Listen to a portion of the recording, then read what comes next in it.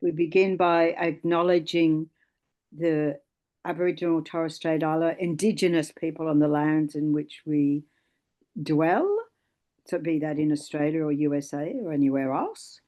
The traditional owners of the various lands throughout Australia. We pay our respects to elders past, present, and emerging, and acknowledging their deep and enduring spiritual connection to this country. We recognize the wisdom, experiences, and spirituality they hold. May we walk together in a spirit of respect, healing, and love for this land and all its peoples, and all peoples everywhere. Tayata Mune Mune Maha Mune Yesu Tayata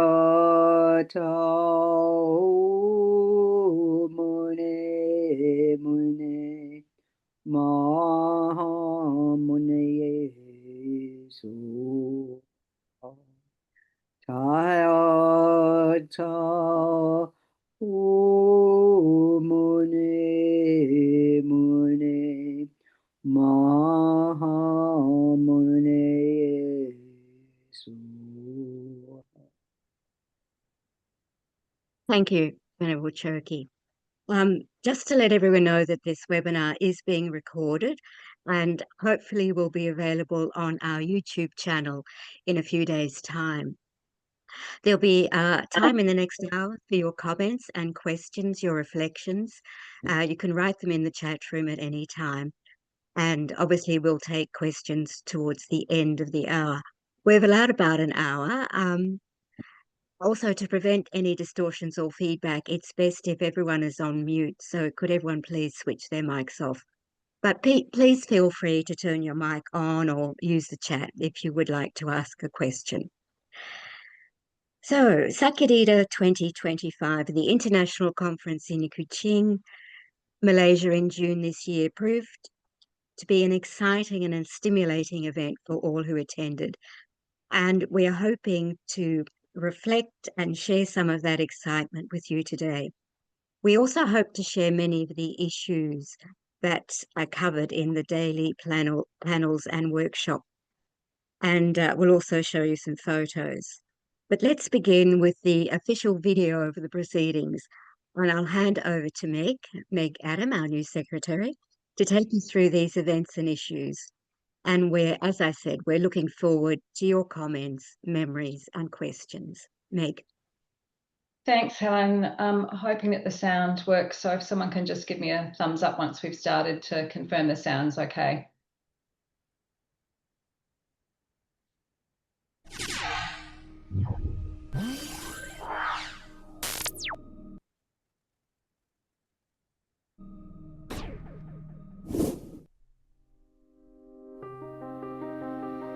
Ladies and gentlemen, a very good afternoon, and salam saku sayang, salam sawat maju and makmur. First, let us use our Sarawak ways to welcome all of you to Sarawak. Ooh, ha! I want to thank Sarawak for inviting us here. What a wonderful, tremendous event. Today, Sarawak are deeply privileged as the host of the year 2025. Welcome you all to the beginning of the Sakyadhita International Conference on Buddhist Women. Explore the evolving roles and challenges faced by Buddhist women and their depth of personal, social, and spiritual transformation in a rapidly changing world. With a focus on resilience, adaptabilities, and empowerment, the conference aims to foster meaningful dialogues and collaboration amongst participants. Your commitment to this gathering certainly reflects the shared vision of Sakyadhita. Invites us to reflect on the deep, transformative roles that Buddhist women continue to play across the world. 사카디타 대회는 단순한 모임이 아닙니다. 전 세계 sorry. 불교 여성들이 2년에 한 번씩 한데 모여 지혜를 나누고 서로 힘을 하나로 모으는 소중한 장입니다. I want to congratulate you for making an effort to do that. It is an It's just everything I've said, but it's how still lovely. traditions and innovation can meet with integrity, and how the wisdom of the Dharma continues to guide us. 이것이 바로 우리 여성 불자들이 만들어내는 기적이라고 생각합니다. This conference promises to be a rich and transformative experience. May your time start filled with warmth, learnings, and discovery. You and me can make a difference to the whole world.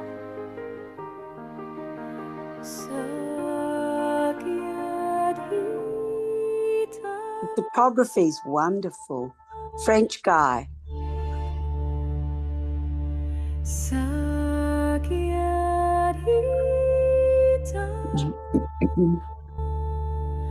Across oceans and sky we came as one,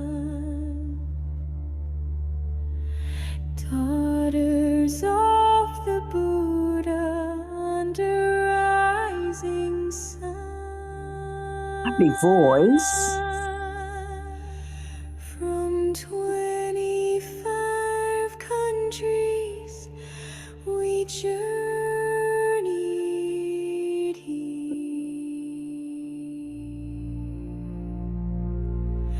with hearts wide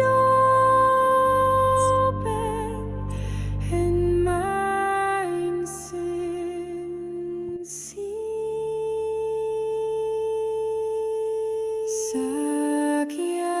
Sakyadhita, a name we wear with pride. Di rumah kuil dan pegunungan kami bersatu, hamke peuko, hamke jarayo, in sacred stillness our spirits flow. Thank you. We are the voices calm yet strong. We are the ones who've walked so long, breaking silence, breaking ground. In unity our truth is found. Không có răng rơi, không có phân cấp. We walk in peace, we walk with pride. Niềm xin trong ngõ mình xin niềm sơn lên. We find the path to peace of mind. We are the voices calm yet strong. We are the ones who've walked so long, breaking silence, breaking ground. In unity our truth is found. We are the daughters of the Buddha. In every land we light the flame, with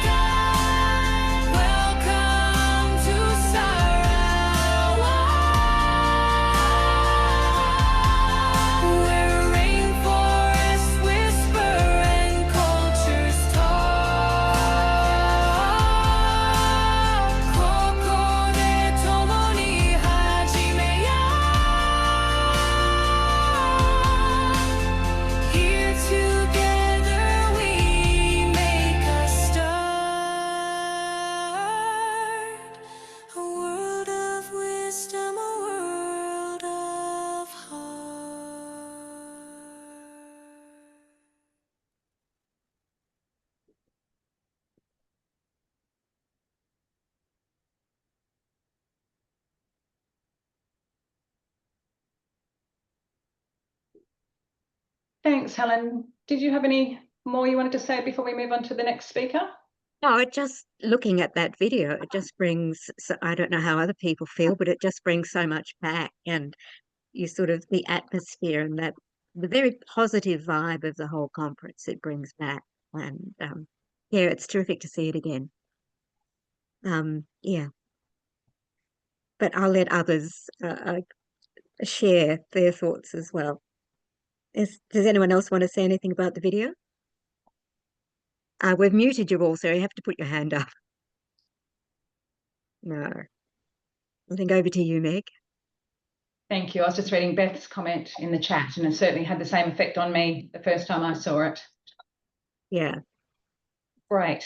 Okay, so what we thought we'd do is just invite a couple of people who were at the conference to say a few words about a few different aspects of the conference, but then invite anybody who wanted to provide any comment on the conference or the city tour as well. And so we were just going to ask a few questions to a few of the Sakyadhita Australia members who were present at the time. So Sky, are you happy that we start off with you?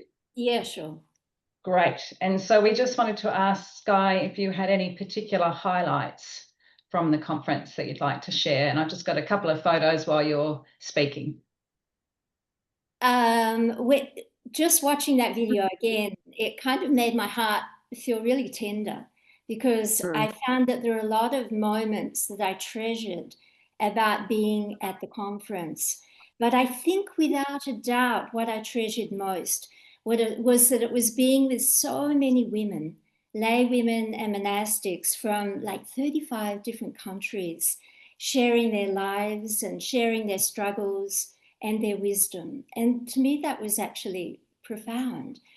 And I felt that over the 45 years being involved in Buddhism, I've really never quite experienced the depth of Sangha as I did at this time when we were in Sarawak. That sense of community that was deeply created there. And every day I sort of felt this vibrant and peaceful energy that came all around. Time, I felt, seemed to really kind of slow down, and it felt like we had a lot of time to sit and talk to people, to communicate. I noticed how people moved gently around the space. And Kuching itself in Sarawak seemed to reinforce that. It was such a beautiful town, and it was very quiet, very peaceful when we could walk around the town and the space itself. So this really, I thought, resonated with my life at the moment as I find a way to live more simply, more gently, more quietly as I age. I love the way that we had so much time to sit together, to speak together, to laugh and sigh together. And my heart really opened with happiness to see actually so many younger women coming to the fore who would stand up on the stage and speak out and share their thoughts. As it says in the welcome to the conference proceedings, the big book, we are particularly moved by the presence of practitioners across generations, especially young women and gender diverse participants whose voices offer essential wisdom for envisaging a much more just and inclusive future. So I actually must admit, I came home feeling that this Sangha that I touched into was in safe hands. And I also love being close to Kamalekshi Soma and Jetsuma Tenzin Pamo, and I was inspired to hear more about Bhikkhuni Dhammananda herself as well. So they're sort of like just the things that came to me today when I was thinking about and reflecting on the conference. Thanks so much, Sky. Lovely thoughts. And I'm sure we all felt very much the same. I had a conversation at the end with one of the Americans around, it was lovely to see some younger faces and hopefully more into the future. Sharon, over to you next. Having been a long time conferencer, we were keen to hear a little bit about the personal impact that the conferences have on you and your reasons for returning time and time again to the conference. Okay, thank you. And thanks to all for attending. It's very inspiring to see. And I certainly want to reiterate Sky's words. I mean, it's very inspiring to go to these conferences and to sit and reflect what happens during them, because it's all quite busy and a bit of a whirlwind. And you know, it's a very time of great happiness, I always feel, and that's probably one of the reasons why I go back. But my journey with Sakyadhita began, I think, in 2012, because I lived in India close to Jetsuma, Tenzing Palmo, and she's always been a mentor and a teacher and a friend. And I remember her asking me, oh, you know, we've got this wonderful women's conference and it's going to be in Vaishali in 2013, and please come. But at that time, I couldn't, because I was running a pilgrimage with our friends in Vadriana Centre in Sydney, which I still run them. But and I remember driving past and seeing exactly where it was, and my heart nearly broke. And I thought, oh, you know, and there was no time to go in, and I was just kind of upset that I had to do this, but I was still, you know, anyhow. So I thought, I'm just going to make sure I go in 2015, and I did, and I went to Java and loved every minute of it, and of course met Jetsuma there again, and it's every time since then. So I guess my priority, I guess, for going there is certainly to meet Jetsuma, now that I don't live in India and only see her once I go there. But also to meet old friends. And as you can see on the screen, there's Darcy. I think her name is Wallace Price or something like that.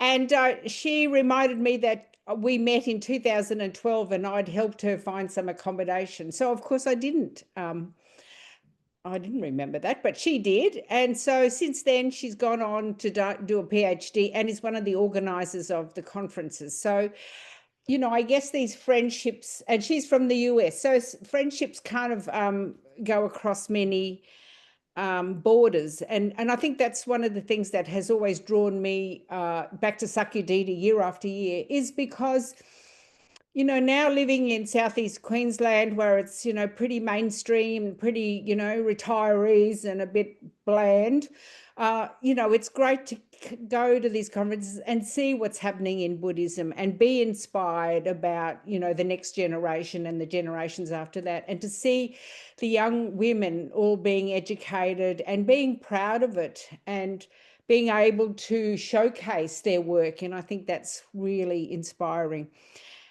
And just on the last thing I wanted to say is it's also interesting to see the transition from taboo subjects that were always kind of never really spoke about to now being in the open. And of course, I'm talking about, you know, sexual violence and all that kind of stuff that was always there, you know, in my experience way back, you know, because I lived in India for 20 years. But is now being talked about and being talked about openly, and the girls are telling their stories very courageously. So I guess what I'm seeing now is, you know, it's a conference of the times. It's no longer set back, you know, in the Buddhist times. It's sort of moving on towards the times. And I think as we get older, I think that's the most moving thing for me, is to see people stepping up and calling out for what is wrong in the world. And we all need that. So thanks. That's my 2 cents worth. And this is my 6th conference in Kuching. And I must admit, apart from Java in 2015, I think I enjoyed this one really, you know, the second best or something. So there you go. Thanks, Sharon. And certainly we do see those moments of courage and certainly friendship. I met you at that first one in That's right. Yep. and some others as well. So those friendships have carried through. Yep. Can I just say something? Yeah. Yeah, look, I'm also a long-term conference goer, having managed to get to Vaishali almost by accident and been hooked on them ever since. And like Sharon, when you begin to see change, and you see changes at this conference, because I think at Vaishali, the thought that the Tibetan nuns would be doing the same studies as the monks, the same debating and becoming Geshe-ma, would have seemed a bit doubtful, a bit not possible then. But, you know, these things are happening now, and more in the Theravadan tradition, we're seeing more and more nuns becoming bhikshunis. And that's the wonderful thing about these conferences, is you see these changes, and the world for women and in the Sangha is really opening up, and it's fabulous to see. Thank you. Thanks, Helen. Bridget, Hi. you ran a workshop this time round, so it'd be wonderful to hear a little bit more about your experiences in running that workshop from start to finish and how that felt for you. Sure, thanks. So just if people don't know me, I am a writer by trade, and I also teach writing. I've done it at university, community, schools, blah, blah, for many years. So Seoul for me was my first Sakyadhita, and it was like the trip of a lifetime. So this time I thought, oh, I could give back something. So when they called for workshops, I thought, well, why don't you do one of your sacred ink? It's sort of like writing, small writing class, but it's about happiness and loving kindness and your spiritual path. So I put in to do, applied, and that's a bit of faff, you'd do it, but that's fine. Then I got accepted, terrific. Then you had to do quite a bit more faff, if I may call it that. I had to send a photo and a course description and a blah, blah, blah. Well, that's fine, that's standard. And then I arrived, and I was possibly not the most centered I'd ever been, because my luggage got lost and I'd left my thyroid medicine at home. And anyway, I loved the conference. I really echo what everyone said, what Sky said. It was brilliant. But with the workshop, they basically checked in with me like, this is going to be your room. That was good. But there was nothing else. There was no, the people who were there didn't get the faff we sent. Like, here's a photo and here's a description of my, as in Seoul, we actually got a thing saying, these are the workshops and this is what they're going to be and this is who. So when the day came, I thought, oh God, no one's going to come to one to mine. So I put something on the door to make it look a bit more attractive. And I tried to say, I don't really want a photographer to come in during, because I start with a meditation and I try and create like a really sacred little vibe. And it's quite a short time, an hour and a half. It's not really long enough. But anyway, so, I think in the beginning we'd been told, what's your number? And I think I said 15. And then as part of getting ready, they suddenly said, oh, will you do 2? We might need 2, right? So I went and photocopied more stuff, and I thought I was going to do 2 and I was only going to do 1. That was fine. But in the room, I think I had over 20 people, and the photographers came in, and I gave it my absolutely best shot, and it was fine. There were a few women in the room who were like top-notch writers, very creative, totally in the right place sort of thing. There were quite a few people, and it's always this way, who were sort of there probably because they didn't get into the origami or something, and they were just lovely. And then there was maybe 5 or 6 people who it wasn't the right place for them because they didn't really have English. So it was quite hard for me to pull it all together and make it like a beautiful workshop. I did my absolute best, and that's what I did. And I know I sound glum and gloomy, but I probably wouldn't do one again because it was too much faff. And then, like, I'll just leave it to Sharon to do the writing workshops, I think. I really enjoyed going to the workshops that I went to, and I think they're a fabulous thing. But for me, it was just like, well, you asked a lot of me, and then it was a hard workshop. There were too many people, and the photographer came in when I was doing the meditation, and the people in the room, some of them, like, it's really hard to run a good workshop when some people haven't got the language to do it. So anyway, I did my best, and that's all I got. Sorry if that was a bit rumbly sounding, but better to be truthful.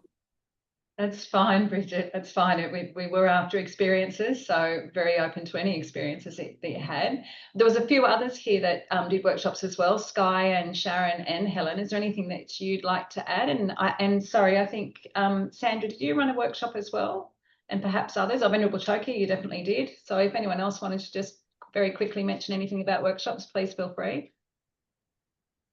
Just, Bridget, do you think it would have been better if there was some sort of liaison person liaising between, the conference people and the people giving workshops? Do you think that's where you were let down? Or no, I think there sort of was someone, but they mainly just checked the room, like, this is your room, and it was bewildering to me that they'd asked us for all that information, but the people there didn't get the information, so they could go, oh, that really interests me, or that really doesn't. So in that, I think they were doing a brilliant job, but to be honest, they weren't quite as well organised as the Seoul people. Like in Seoul, we got that information. So, but they were just a bit thin on the ground, and they were perfectly pleasant and told me about my room and all of that. But yeah, so they could have maybe, I think the thing that for me would have been better would be if the conference participants had got some kind of a handout saying, these are the workshops, this is the room, and this is what it'll be.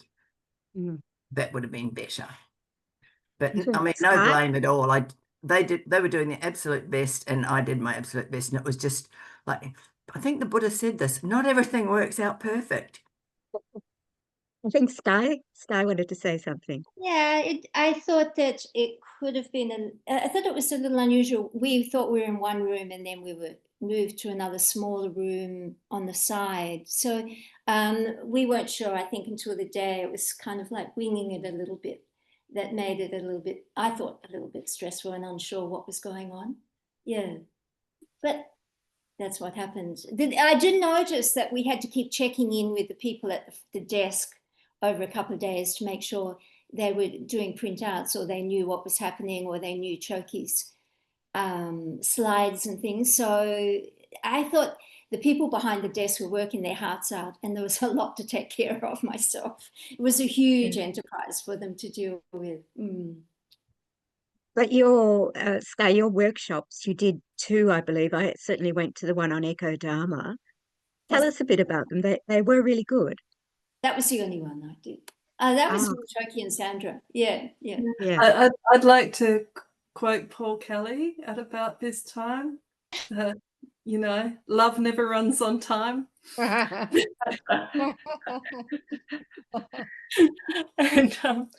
yeah, look, I was just so blessed to be able to take part of that workshop. I was incredibly nervous doing a meditation for all these nuns. So that was, but you know, once you close your eyes and begin the meditation, you can't see anyone. So that worked. But yeah, look, I think it was a little tricky being agile enough to make do with what we had. I mean, I wouldn't have quite set the room up that way if I was running something back here in Australia, and not knowing the participants who are coming along and not knowing their backstories, that made it a bit tricky as well, because we really had to get it down to basics because we had no prior assumed knowledge. So that was a very clumsy sentence, but you just don't know what people are bringing into the room. But I don't know how you felt, Choki, but yeah, I echo some of Bridget's concerns. I also dropped my expectations pretty quickly. Can I just add, Sandra, I think you're... I just had to roll with it. we had to roll with it. Can I just start? I think the expectations being the operative word, because, I mean, I did a workshop there, which I didn't mention, and like I got 6 people, and luckily I was just going to do, but that's because they weren't, my room was, far away and all that kind of stuff. But in the end, I thought, oh, well, so what, so I just kind of made the best of what I could, and it turned, and whatever I was going to do went completely out the window. And so we just relaxed and enjoyed ourselves for an hour, and I think the thing is that they're all not, English as a second language, and as Bridget said, that can be difficult, teaching writing. And I think that's probably the expectation is the big thing. Yeah, entirely. Because I mean, the way Venerable Choki Lo and I did a lovely session Friday night with the Buddhist Society of WA, an entirely different audience. Yeah. We know that the people coming along, English might be their second language, but, they're within context. Whereas this context, you're dealing with a whole range of diversity and cultures coming together. and our view of what's environmentally important might be entirely different to their view. And it was a fascinating exercise in itself, just bringing those viewpoints together. And I would have loved to have had another hour or so just to see what emerged. It was, yeah, way too short. I think some great future learnings there for people who might be considering workshops in the future, and perhaps even some good points of feedback if we are asked for some feedback around the most recent conference, but certainly some great learnings that people could use and consider in the future if running workshops. So thank you, everybody. We'll move on to the next little piece, and I'm going to invite Venerable Choki to speak to this particular one. As Sharon alluded to in her piece, that there were some really important issues raised and discussed, and I think, as I completely agree, Sharon, as time has gone on, some of these issues have come out more and more over the conferences, and we certainly saw that in the one in Australia. And so, Venerable Choki, I'd like to ask you what important issues we need to carry forward from the most recent conference. Yeah, thanks for that. So I was not planning to participate in this workshop, but Venerable Metaji, before we went to Kuching, asked me to co-facilitate. It was called Holding Buddhist Organizations to Account. And ultimately, there'd been a lot of pre-planning of pre-planning of this workshop. We had way too much material. But what happened, so we had the workshop, we had hoped that it was going to be after the panel about sexual abuse, so there'd be a follow-up. But it didn't happen that way. They were switched, but that fine as well. And it's really, you know, sort of, as Sharon was saying, voicing out issues, which really big time happened in the Blue Mountains. I wasn't there. I was caring for a nun who was dying. And so she actually died, I think, the first or second day of the conference. And I had been intending to run some workshops there. And so this was my first face-to-face as well conference. So the issues around sexual abuse, but about abuse in particular, and particularly amongst monastics, I have to say, in terms of, I was just speaking to my abbot the other day and saying, does this make the monastic vows meaningless? You know, the sorts of behaviours, rape and sexual abuse that's going on within monasticism. And it's quite shocking. I was quite shocked, I have to say, at the conference to see how pervasive this is. It was really shocking to me. And so we had a workshop, and then the next day the presenters who'd done research in the US on sexual abuse in Buddhism in the US, as I said, is their area of knowledge, is their own country. And then, of course, many subsequent speakers as well from throughout Asia. So we had and this is something I found frustrating on the organisational side, because at the end of the conference were these focus groups, but everyone was confused about, there were no, like they'd come up with titles for focus groups at the very last minute.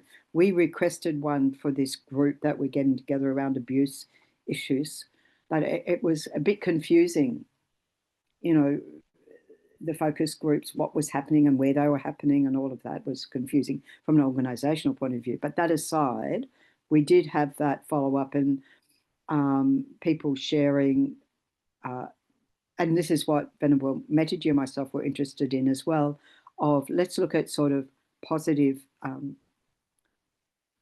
cases, positive role models for dealing with these issues. I mean, we already have monastic codes, we all have the Vinaya, and many organisations such as my own, I've been involved with this with FPMT, the Protecting from Abuse. So there's structures in place, and we're just reviewing that one at the moment. So looking at the different, what can be done, and particularly it's Heartwood, isn't it, in the US, where they've got support groups for survivors of sexual abuse.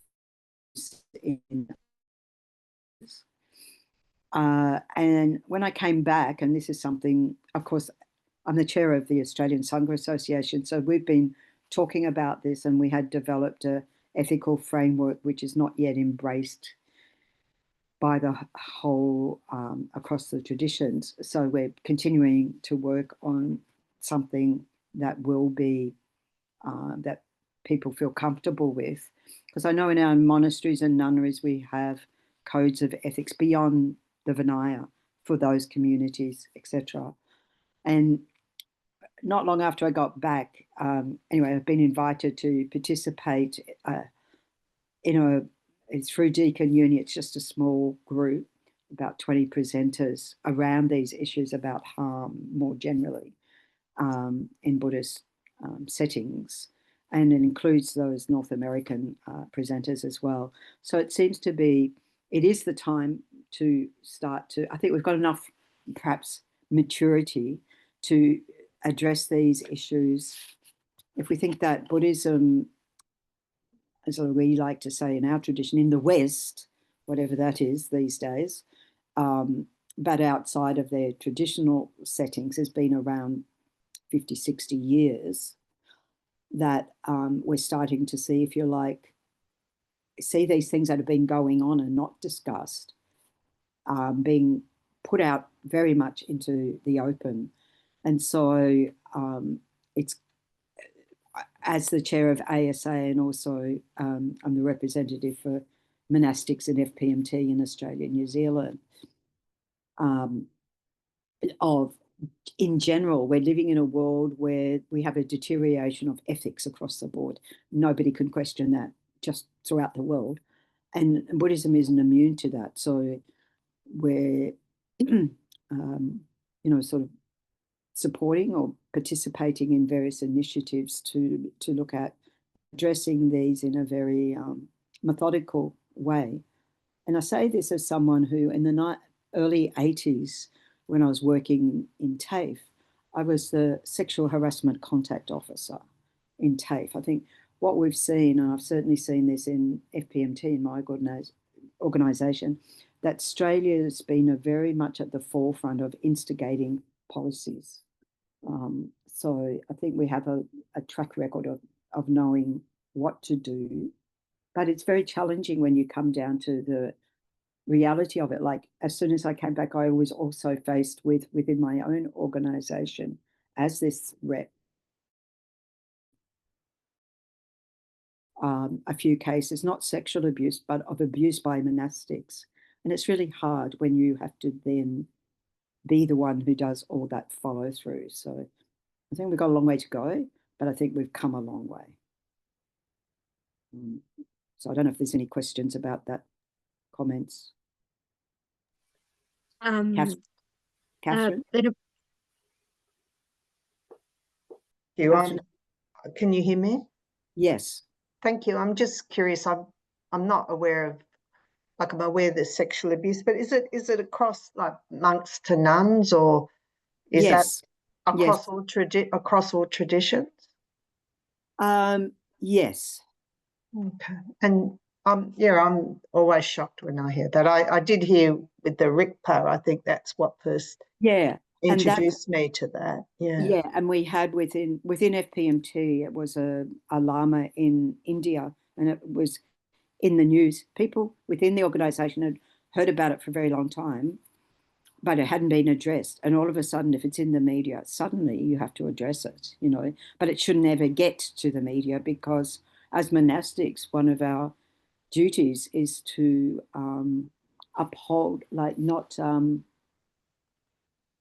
cause any disturbance in anyone's mind about the role of Buddhism, and not to bring it into disrepute. So that's one of our, sort of obligations, if you like. And while in Australia, I'm not aware of cases in Australia. I'm not saying that, oh, yes, I am. They're usually the one that hit, there was one that hit 60 minutes, I think it was. That's right. But they're, yeah.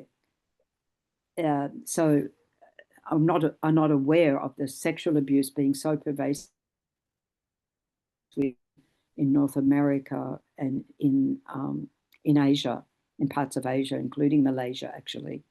That was one of the ones that people spoke about. I find it very hard to understand, particularly monastics, but anyone following Buddhism, because ethics is one of the fundamental practices. Exactly. I just don't understand it at all. No, we don't understand it because, of course, we all fundamentally do no harm. I mean, the Buddha said, do no harm. And yeah, I find it incredibly uncomfortable awareness to have. Of course, we're human beings, but still. Anyway, there's a lot of, we may well see, I don't know what's going to come out of this group in our meeting in November. You know, we might well see, and I know Bhante Metaji is very keen to see, I think, even before we went to Kuching about having whether we have a whole conference around this or so forth, we may through ASA do something around our AGM. But yeah, just, I know within FPMT, it was looking at across the board in terms of or any type of abuse, physical, verbal, mental, emotional, spiritual, sexual abuse. That's, yeah. Okay, thank you. Thanks, Venerable Choki. Venerable Choki, can I just ask, what, if anything, should Sakyadhita, both Sakyadhita International and Australia, be doing, if anything? I think already with the Sakyadhita International, that I know, like Sharon is aware of that group and that we follow up on that with Sakyadhita internationally, because it really needs to then, if not before, but feed into the conference in Indonesia, the next conference. But also the support, we did talk about in the focus group afterwards of having something posted online, statement online on the Sakyadhita website. And then we talked about, actually, it might be better to have a separate one, but that it gets linked in. So we haven't moved that forward at this point, but that's one thing that we could be doing, is in terms of raising awareness. But then on top of the raising awareness, as either Sakyadhita, ASA, or any of our organizations, it's also a matter of, when we get responses to that, to know what are we capable of doing, or do we have the be able to, not even what our own capacity is, it may not even be our remit into, this is where you can go for information, for support.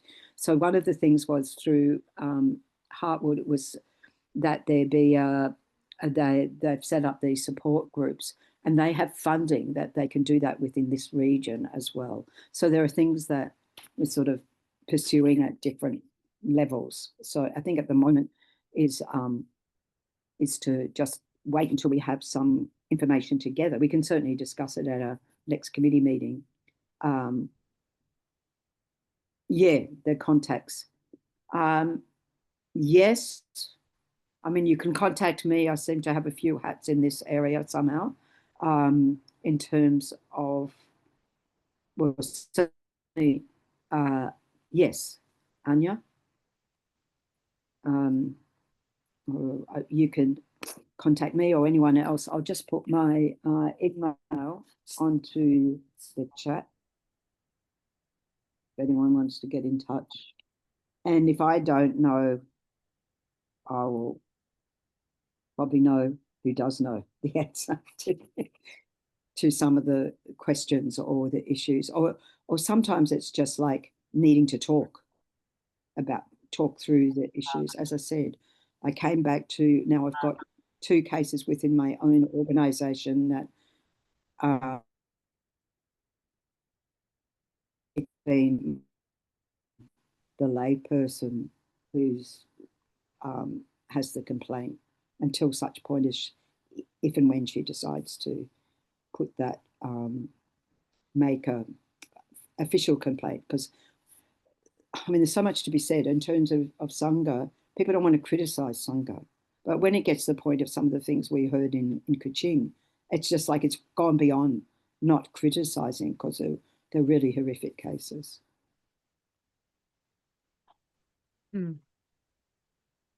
Thanks, Venerable Choki. I think Anya's quite right in that there's going to be some follow-up conversations and some information and further discussions for us all to have in the future. Yes, yes. And can I just also say that at the same time, can I just say something about about my impressions of the conference overall? First of all, I was stunned by the number of amazing women, as other people have said, but the number of amazing nuns with PhDs and postdocs and whatever. And I thought, what have I been doing? I'm supposed to have done a PhD. I haven't finished. And they were just incredible. They were so inspiring. And then, you know, we'd been talking about the Bhikshuni ordination not being recognised in Sri Lanka. The very next day, it gets announced that it's recognised. So that was such a joy. You know, there were many, many joyous occasions throughout the conference, and I think we cherish those as well. Absolutely, absolutely. Okay, thank you. Thank you. So little component here is just for people to give one highlight in 1 minute on the city tours. We haven't had anyone speaking directly to the city tours. So if anyone had one highlight that they wanted to give in 1 minute of the city tours, and for those that weren't there, the city tours were the 3 days post the conference, where we went to various locations, both Buddhist locations and non-Buddhist locations. So if anyone has one highlight in 1 minute, and I've got a couple of pictures at the same time, so feel free to unmute yourself if you'd like to share. My highlight was the orangutans. Amazing, amazing creatures. Look at them. Yeah, it's so exciting. Fabulous. Anyone else? Mine too. I didn't think I was that interested in the orangutans until I went to the orangutans. That was a total highlight. And the other thing was just, I know it's going to sound a bit weird, but being on the bus with Jetson Palmo, it's like, oh wow. So I felt like I was with royalty, and she was so calm and so beautiful, and getting to know Meg. There were just lots and lots of beautiful things. Everywhere we went was interesting. The guy was a bit talkative, but basically it was like you could relax. You were just on the bus, and I really enjoyed it. So that was that. I really enjoyed the cruise. Oh, go ahead. No, I was going to say the same thing, Kathy, that I really enjoyed the cruise, but I'll let you speak. No, I think that's showing it. It was quite long. It was about 90 minutes. We went one way and then we went the other way.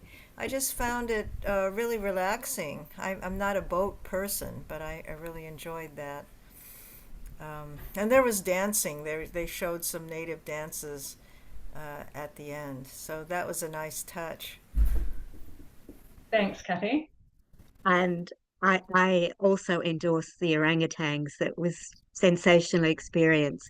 And I also enjoyed the cruise. But I'll talk to the Buddhist village, which I really thought was extraordinary. All the buildings they have there, the pagodas and the stupas, the Theravadan stupa, the Tibetan stupa, all the statues.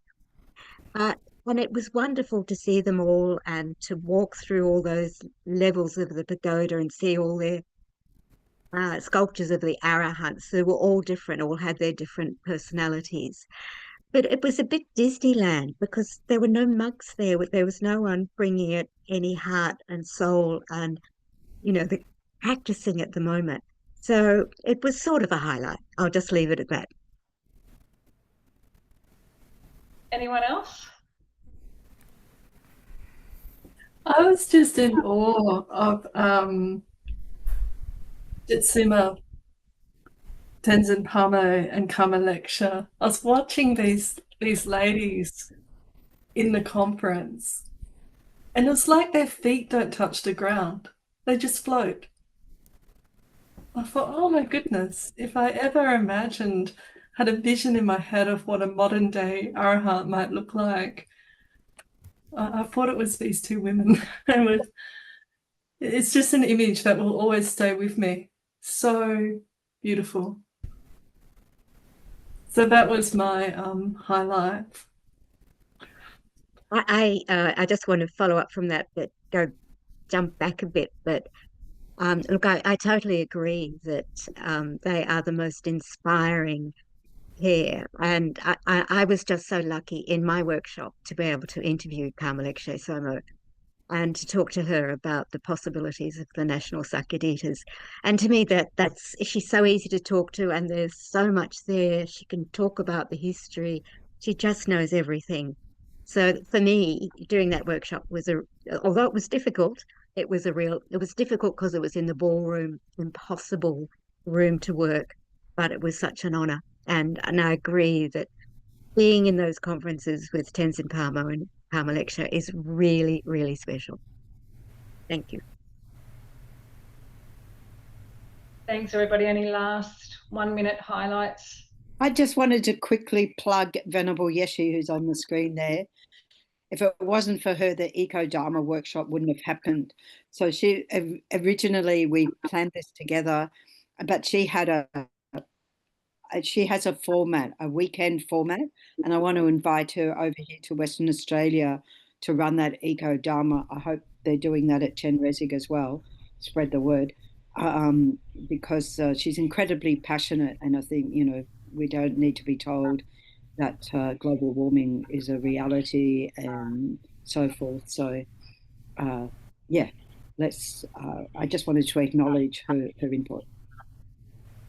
Thank you. We are nearing time, but is everyone happy to hang around a little bit longer, because we've got more exciting things to hear about, specifically the pre-conference pilgrimage that took place. And Sandra has shared in the chat a link to a YouTube presentation, I believe, that she's previously given. But Sandra, I'll stop sharing, and if you could still just take a few minutes to walk us through just the highlights perhaps, and we can then refer to the presentation. Is that okay with you? And you're on mute at the minute, Sandra.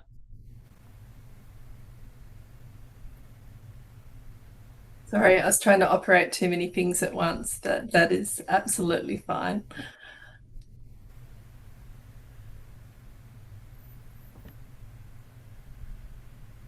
Now, I do believe that you're seeing a large screen with some Mani stones. Yep. Okay. A little moment. So I'll skip through this quickly because a couple of Friday nights ago I did a presentation at the Buddhist Society, and it's all online. So you can jump on the YouTube and have a look at that. At the pilgrimage. So what an incredible experience. So I'll take you through it quickly. This is our wonderful group of ladies who went on pilgrimage together, and you can see Kathy and Gian and Helen, Sharon, Venerable Choki, and myself at the top of the hat. So we started off in Delhi and we travelled up to Shimla, then across to Riwalsa, also Pema, then across to Dharamshala, and we left from Amritsar. So originally we were going to go to Leh and Ladakh, but due to all the border disputes and troubles, as they politely put it, we decided that wasn't an option for us this time. So I'll skip through these very quickly because you can watch the full presentation. these are some shots of around Shimla. But by far the most interesting part, I mean, it was all interesting, but the most moving part was the visit to Sopema. And I'd be interested to know how other people found this experience. I found a very moving experience. So maybe rather than me just chat away, Jokila, would you like to just explain the significance of the lake? Because it's quite a beautiful story with Guru Rinpoche.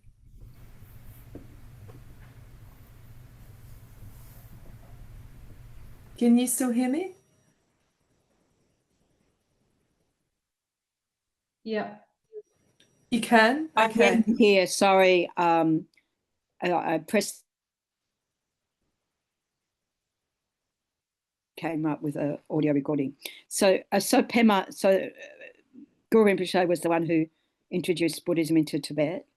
And so that's that big statue there. The lake is said to be where he arose on a lotus, having, anyway, it's a long story about how the king tried to burn him alive, and he made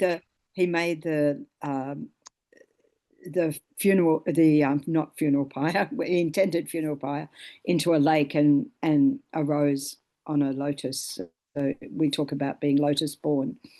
But so it's seen to be a sacred lake there. And over on the right, where we're all sitting in this cave, is Guru Rinpoche's cave, where we did practice, and there was another Tibetan Lama, that you can see. We just kept running into him. And so he was also with a group there. On the bottom right, you can see the one of the nuns. So it's incredible nunnery there that there's I think last time I went there, I think they said there are at least 63, if not many, many more nuns in the hills there. And they just quietly go about their practice, and in the cave, and there's another area before that and another area after that where they do pujas and practice there. So beyond where we were sitting is Yeshi Sogyo's her cave. So she was the we say wisdom mother. Some people say consort, but we feel that's a bit sexual, of Guru Rinpoche. And she, in her own right, was quite a formidable practitioner. And so there's an honouring of her there as well.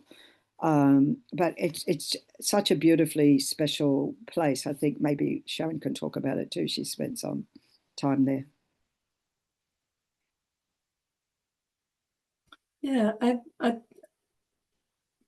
did wrote a little bit about the experience of sitting in the cave. Sharon, would you like to share your experience?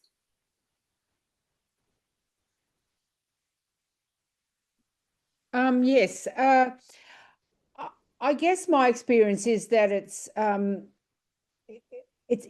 spiritual place for for not only for Buddhists but also for Hindus and for Sikhs. So you've got many, the three different kinds of religion also come to visit. It's a very out of the way place, and I think when you're doing circumambulation of the lake, which is quite small, with the Tibetans, you can kind of feel all the energy that's that kind of goes around. You can feel it move. Well, I can always kind of feel it a bit moving, with you. And then, of course, you look up and you see the giant statue. And I think when I have a funny story, because a friend of mine who was a nun used to live there when I lived in India maybe 12 years ago.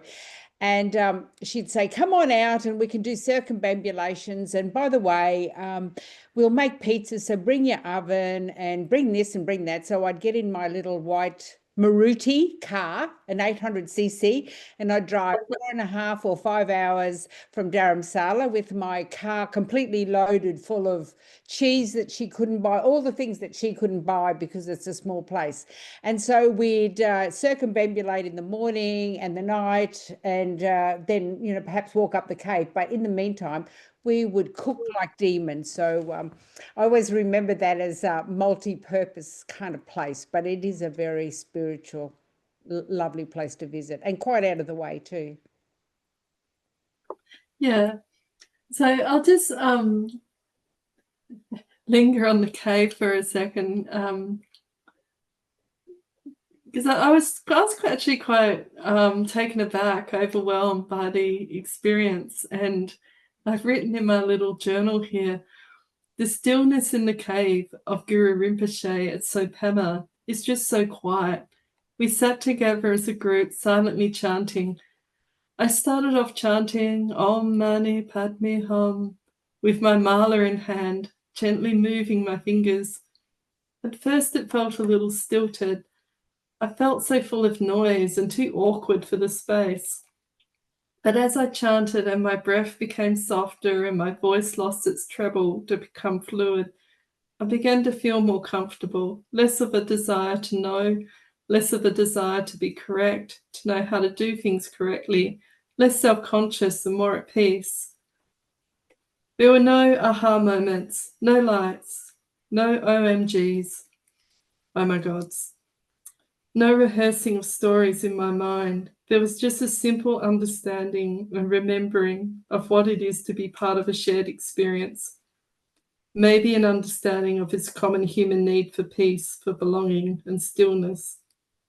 To sit in a place so ancient next to people like the beautiful Lama next to me that are just simply happy to be there. There was contentment like a cool, still pond. Nowhere to be, nothing to do. Just be with peace, be at peace.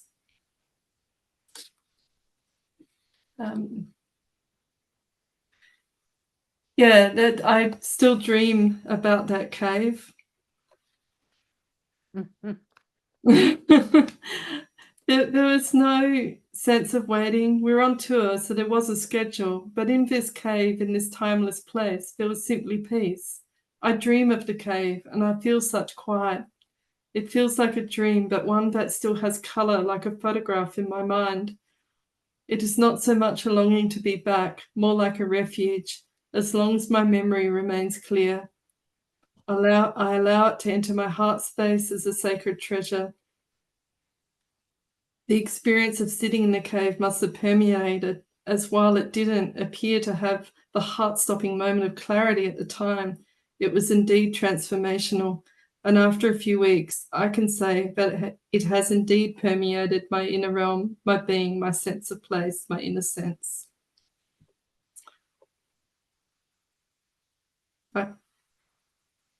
It left me feeling suspended, kind of like I do on a retreat. So I could go on, but that was the experience of the cave. From the cave and from Sopema, we travelled up through Mandy, and don't be alarmed, those pictures of destruction on the right weren't our experience. When we were travelling through Mandy, it was hot, calm, beautiful day, blue skies. I think it's called the Mahadevi Temple, that one. But and whispering into the cow's ear, apparently you whisper secrets into Nandi's ear. So I was telling her my secrets.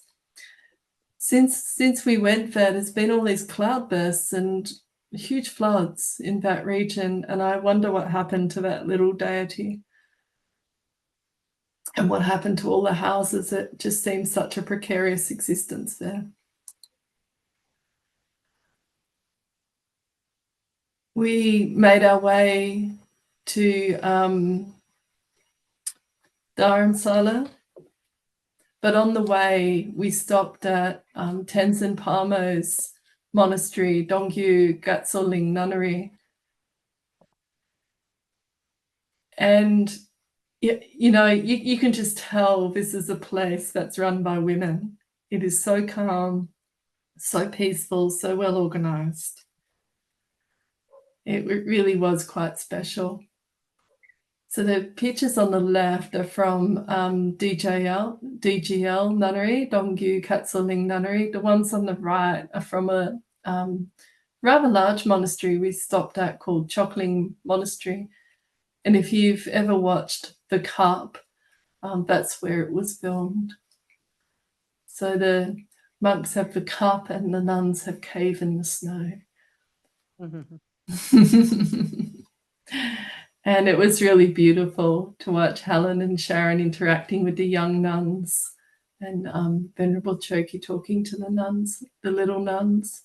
I think the story was that most of the nuns were away on summer holidays, but for these young nuns, it was too far for them to go home.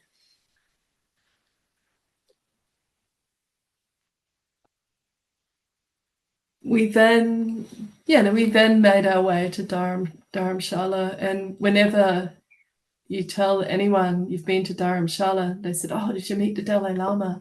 Well, we didn't meet His Holiness, but we visited his temple, and McLeod Ganj in all its glory. We also went up to Tushita Meditation Center, and that's quite a wonderful center. I thought maybe one time I will go back and do a meditation retreat there or stay for teachings, because it's really quite a beautiful, magical place. And when we were there, we walked up to, it's called the Tower Stupa, and the writing is too tiny for me to remember which Rinpoche is honoured. Trijang Rinpoche. So Trijang Rinpoche was the junior tutor of the Dalai Lama. Yes. It was quite beautiful just sitting up there meditating. And there was a lady who was up there, and she had some form of disability, and I got the impression she just hung around the temple. She seemed to gain a lot of solace by being at that temple. Another highlight was visiting the Tibetan children's village, and you can see there's a little DVD cover here, Amala. Now, Amala is the Dalai Lama's sister, and she was given permission, I guess you'd call it, to establish the Tibetan children's village. So these young boys at the top, they are some of the students that we met. And there's this beautiful saying on their sports building here: come to learn, leave to serve. So there's just such a strong service ethic built into the schooling. One of the things they did tell us is that they don't see so many children from Tibet nowadays, because it's very hard for people to come from Tibet into India because of the level of surveillance in the mountains around Tibet. So a lot of the children in Tibet are now going to Chinese schools where, you know, invariably they lose their connection to culture. The little school on the left was introduced to us by our driver, Vikas. And yeah, it really is the tale of two schools here. So this little school is not really captured in these photos, but it's a government school nestled in the hills, and you know, on the surface it looks extremely poor, very basic setup. But nonetheless, the children, they get lunch every day. There was really a happy vibe about the school, and we sat down, we chatted with the principal and said, what's the one thing that we could do to help you with the school? And he said, we need to paint the roof, because once the monsoons start, that roof is so leaky and the kids were getting very cold and all their school books were getting wet. And some kids walk 5 or 6 kilometres to school. So we were really pleased we could help them. We stayed at Norberlinka Institute, which is quite a wonderful institute. You can go and immerse yourselves in all sorts of crafts and offerings. So it's a real showcase of Tibetan culture. And I had rather lovely chat. Well, Helen and I both did actually. We had rather lovely chat to this young man here, who is an apprentice painting thangkas. And all those paints you see, they're ground from soil from the region. There's one that's stone, but they're all incredibly vivid colours. This behind Norberlinka, there are 2 nunneries, the Dormaling Nunnery, and we went up to the Dormaling Nunnery and we did a oil lamp ceremony, which was really special. And I love this picture of Venerable Choki in the room of Taras. We went, I think I've got some more pictures on the next slide. Tolsom Ling Nunnery is an international nunnery. So we were able to connect with a lot of Western women who are practicing in the Tibetan tradition. And this picture in the middle is of Venerable Yanki. She is a Russian nun. If you want to know more about the experience of Western nuns following the Tibetan lineage or Vajrayana lineage, this is a wonderful YouTube that's been put together by Venerable Yanki and others, Golden Flowers of Dharma. Incredibly moving. So I'd recommend watching that. These beautiful young nuns here are from Jamyang Choling Institute, where we went and met with, now I'm going to get this wrong, it was Venerable Drolka? No, that was with Venerable Lexom. Yes, that's right. Venerable Lexom. Venerable Drolka. Yes. Venerable Drolka. Venerable Drolma was. Drolma. Yeah. Is that Venerable Drolma there in the top photo with us all under the umbrella? That's Yes, it is. Yes. Oh, yeah. Sorry, yes. Yeah. So she's also studying. She's also studying in Dharamshala. Yeah, and that was the amazing thing, actually. When I started to dig into some of the articles that the conference presentations and then relate my experience back, it is truly amazing, like what Karma Lecture and Tenzin Palmo have achieved in terms of the uplift in the education of women. So you can see these young nuns in the bottom right of the slide here. They are now able to, enter the monastic life, because it's not always their choice, and receive a regular education as well as a monastic education.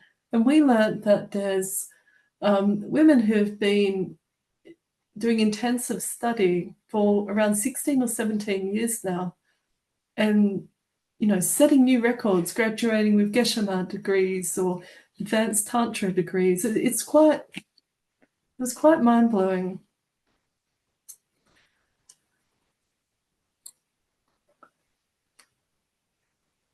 And while we were there, it was Sakyadhitaoz, which is a bit like our Vesak, so a celebration of the Buddha's birthday. And I'm not sure if this little video is going to play, but on our way up to visit the monasteries to watch the Sakyadhitaoz chanting, there was all these people folk dancing in the evening. I'll just play this and see if the tunes come through.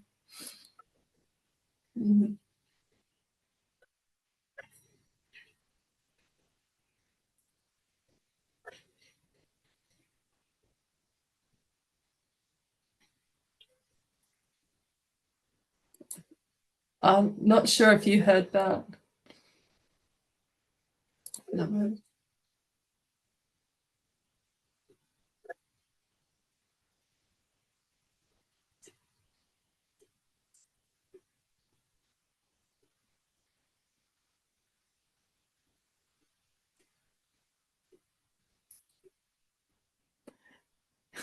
Helen and I both had a go at dancing. I can tell you that is way harder than it looks. I was horribly uncoordinated, but it's a lot of fun. These, now correct me if I'm wrong, so I've lost my other slide now, but these, this group of nuns is from, is it Dormaling? Yes. Yes. Yes, yes. And we made our way up to Dormaling to watch the chanting for Sakyadhitaoz. Now, I know that I'm getting confused between this monastery and another monastery, but one of the monasteries we went to behind Norbalinka, I think it was the Dialectics Institute, the nuns were chanting all night. And it's this beautiful experience. That was here. It was here. It was a beautiful experience. You go. All night Tara puja. All night Tara puja. And for us who had come to visit, there was some nuns, bringing us big. They had these huge teapots, bringing us cups of tea, and it was just gorgeous. That was at a different monastery to this one. But I'll play this chanting because it's quite lovely. Oh, hang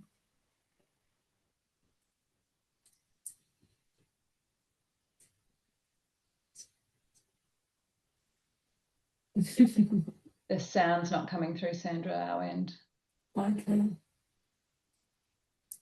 But perhaps it's available on your full YouTube.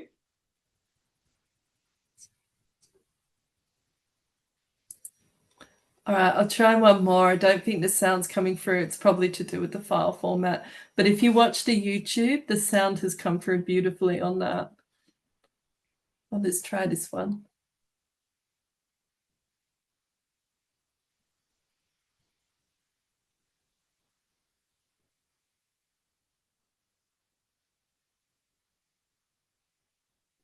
No sound. Sorry, Sandra.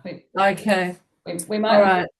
Now, just watch the actions in this and I'll wrap up. It's my last slide, but this is rather fun because it's quite a rare thing to see the nuns debating.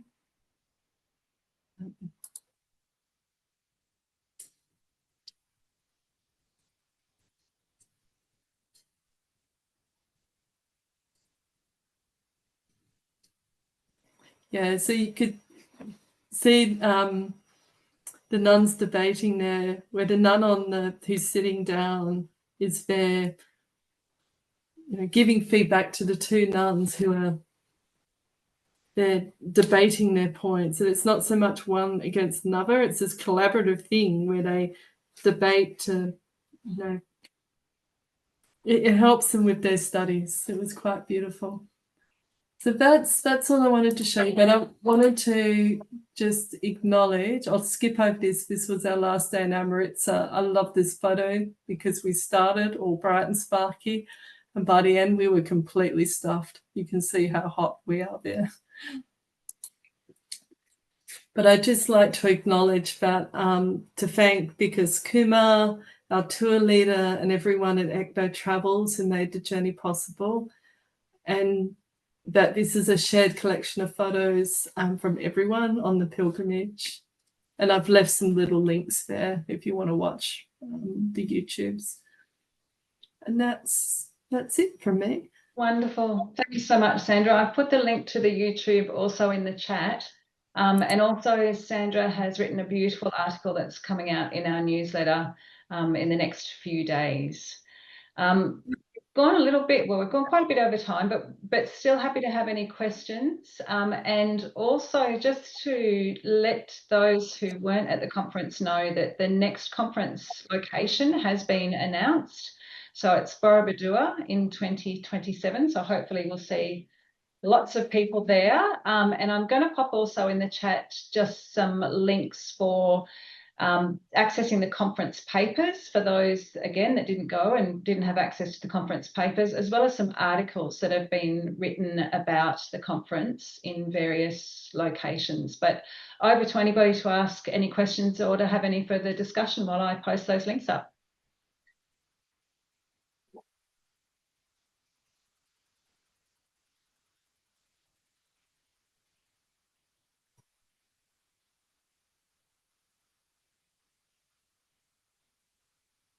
I might just say something. Thank you, Sandra. That was terrific. And again, it was fabulous to brought back so many memories. And thank you for putting that together. I just wanted to tell you about Venerable Lexom, who was the nun we went to visit at the Jamyang monastery, because we've sort of followed her, as Sharon knows, since Sakyadhita Australia began, and she was still a layperson then. And we've followed her journey that, you know, she went to teach as a science teacher in Dharamshala in India, and then made the big decision to become a nun. And Venerable Choki can correct me, but I think she is due to become a bhikshuni in this ordination that we're fundraising for, actually, that is happening later in the year, in November in Bhutan. So, and she is, I think, we also gave her a scholarship for the Seoul conference so she could attend that. So she's quite remarkable, you know. On the one hand, she's a down-to-earth, usual down-to-earth Aussie girl. On the other hand, she has these really high ambitions, and she's doing this, I think she's doing one of those 15-year courses. And it's just remarkable to see. It was fabulous. Sorry? She's doing the Geshe studies. Yeah, the Geshe studies, which, correct me if I'm wrong, I think are about 15, 16 years. So anyway, it was one of the highlights for me of the pilgrimage to visit her in her home, and her home nunnery. I have to say that before I went to India, I thought her home nunnery would be high up in the Himalayas and very exotic, but in fact it's lower down in Dharamshala, and it actually looks like Australia. It's that sort of landscape. Anyhow, enough from me. Should I put in the plug that besides belonging to Sakyadhitaoz, that there are dues for the Sakyadhita International that help support the conference? It's always forgotten.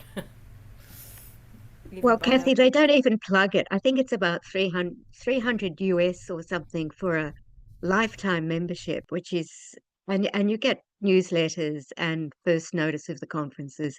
But as you say, Kathy, you're supporting an organization that you know, I think is really important. And might try and find a link to that if we can put on the chat.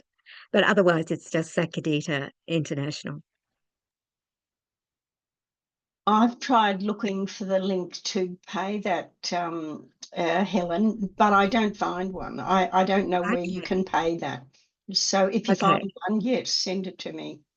Okay, well, I might, I don't know if I can find it in the next few minutes, but if I look for one, I'll send one out and we can all forward it on. I've got it now, so I'll just put it in the link. Oh, terrific. Thanks.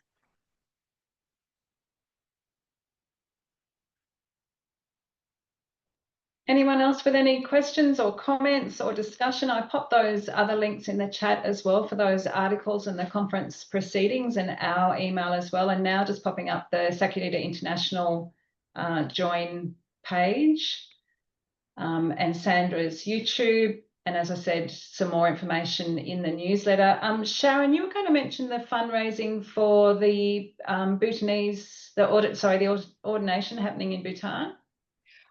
Yes, while we're talking, I'm just putting in the link. We've set up a My Cause. Do you have that, Meg, that you can put up? I'll find it while you're chatting. Finding that. So we're hoping to, well, at the request of Jetsuma Tenzing Palmo, they would like to raise some funds, the Bhutanese Nuns Foundation. I think there is 200, is that right, Choki? Around 200 that have been going to get Bhikshuni vows. 60 of Jetsuma's nuns are going, 3 from Australia. Is that right, Choki? She there? She may not be there. He's muted. Oh, sorry. Yes, I think it could be even more than 200. I'm not sure, because I've seen the list of the internationals, but I haven't seen the list of who might be their Bhutanese ones. But anyway, a lot. There'll be a lot. Yes, so we've been I've been in touch with the head of that organisation. Yes. I think she's a doctor or something. So anyhow, she's very humble and said, you know, any little bit can help. So even if you've got a spare $20 or whatever, we're going through My Cause and not GoFundMe. My Cause is an Australian organisation, and they don't take fees. So any little thing would help. We put it on until November. I think it's going to happen 13th of November. I think. 13th. Yes, they told me. So anything can help. Any little bit can help. So anyhow, we've already kicked it off, and we'll start promoting it heavily in the next month or so. Thanks, Sharon. Over to you, Helen, for any closing comments. Oh, thanks, Meg. Yes, I think that's a wrap, and thanks so much to everyone for joining us online today, and thanks in particular to everyone who spoke. It's been a terrific afternoon. I hope you're inspired to join the next conference, and if you're not already, to be part of the Sakyadhita community. And as we've heard, that conference will be held in Borobudur in Indonesia in 2027. And before that, we have our pilgrimage in Victoria next year, where we hope to stay at both the Newbury Buddhist Monastery and the Atisha Centre, just next to the Great Stupa in Bendigo, and we'll also visit other Buddhist centres. It's a bus trip over 6 days, and this will be one of the events to celebrate Sakyadhita Australia's 10th birthday next year. So look out for more details. Sharon, did you want to say anything about this? I put yet another link, just a Thank you. mention in the chat, but of course our carrying on from our lovely experience on our pilgrimage in India, we've invited Venerable Choki to be the leader, and so how special will that be? So it'll be a wonderful event. So we're just organising now. And so more details coming soon. Yeah. Excellent. Thanks, Sharon. Yeah. And it's been lovely today having you all online, and we hope to bring you more webinars either later this year and next, and hopefully some exciting guests or issues. So we'll keep you informed about that. And look out for our winter newsletter, which will be published in the next day or so. It will have news, and you'll also see Sandra's feature article on the Indian pilgrimage, which is really lovely. And we're going to have 2 newsletters very close to each other, because we're going to bring you a separate conference special. And that will probably come out in a few weeks in the spring. And it will give impressions of the conference from our members. We had quite a few writing about what inspired them. So, you know, you'll find out what in particular would inspire a nun. What was the background to the fabulous singing nun from Korea? And which of our members has a personal connection to Sarawak? There'll be those and a lot more in this about the conference in this newsletter. And I'll also ask you to support our current fundraiser. I think that's quite important. It's something obviously Tenzin Palmo is very keen for us to do. So we'll be sending out flyers about that very soon, which you could pass on to all your friends. I'd like to, in particular, thank Meg for all the work she's done to pull this together. And I think we have lots of links, I think, that might be on the screen. And until next time, thank you, everyone, and good afternoon. Thanks, Helen. I just want to also mention that the Australian Sangha Association sponsored Ayasanta Chari and Manisara to the conference, and that so they've been asked to both. They've written something for the ASA. Well, Manisara has also written. Okay. So I was just going to say, written for us, and she's the one. When I said find out what in particular inspired a nun, she was the nun I was referring to. Excellent. Okay. Yeah, it's an excellent article. So, I mean, we just had so much. We had to do 2 newsletters, which is very exciting for us. Yeah, great. So, perhaps, Choki, you could finish with a blessing.